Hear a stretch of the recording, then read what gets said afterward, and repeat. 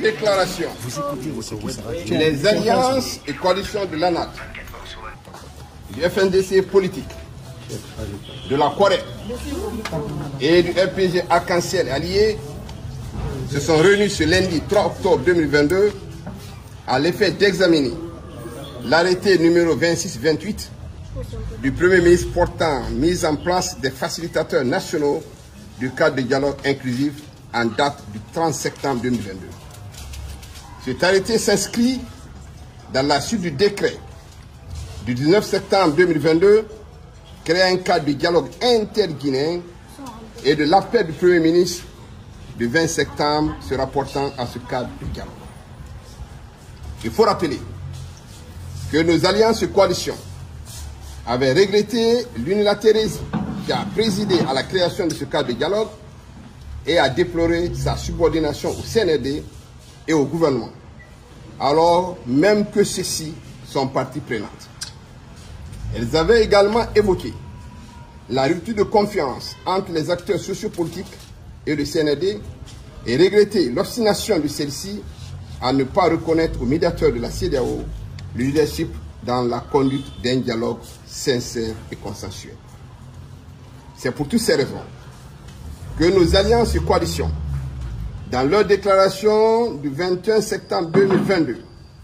avaient considéré que le seul cadre du dialogue crédible est celui qui mettra en face, d'un côté, le CNRD et le gouvernement, et de l'autre, les acteurs politiques et sociaux qui ont des revendications sur la conduite de la transition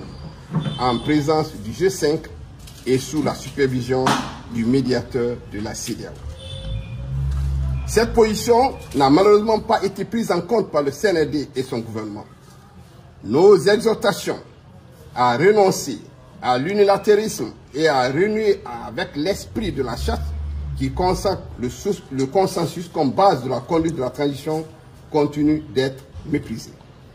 C'est ainsi que les facilitateurs qui doivent être choisis par les parties au dialogue sont plutôt nommés de façon discrétionnaire.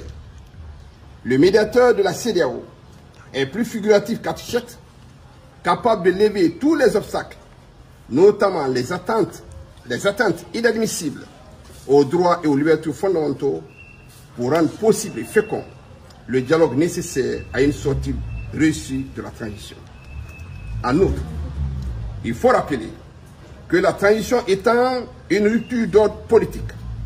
seuls les acteurs politiques les plus représentatifs de la nation peuvent, au nom de la classe politique,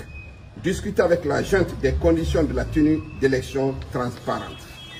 et crédibles pour renouer avec l'ordre républicain. Or, force est de constater que les principaux leaders politiques et d'opinion font l'objet de détentions arbitraires, d'harcèlement judiciaire ou sont contraints à l'exil.